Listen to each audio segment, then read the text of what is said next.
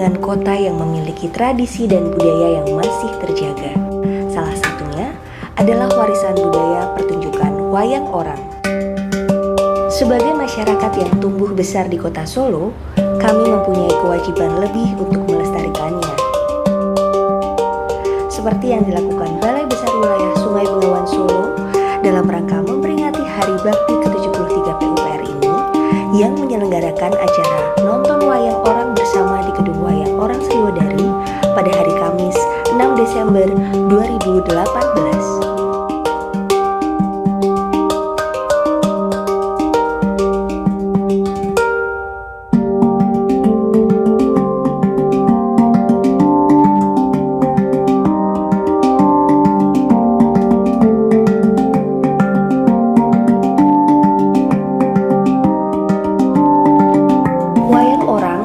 Sebagai karya seni yang khas Indonesia, menjadi wujud peradaban bangsa Indonesia yang kaya akan keragaman suku, bangsa, agama, dan bahasa.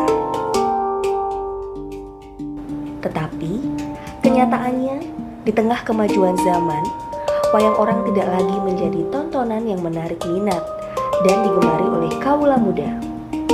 Seni bernilai tinggi ini justru sedang mengalami krisis karena tidak mampu bersaing dengan seni modern.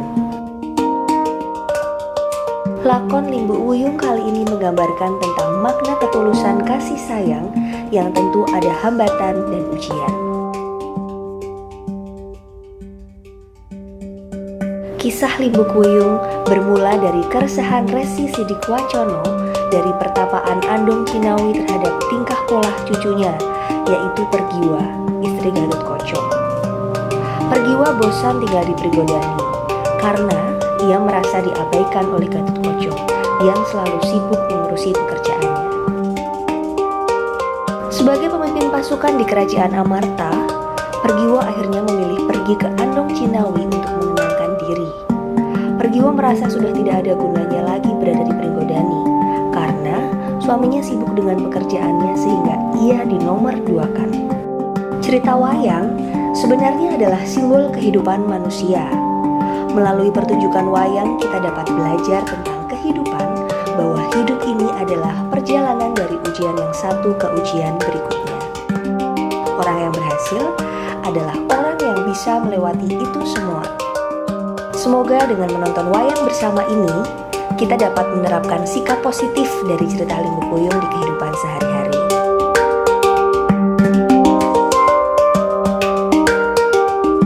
Bangsa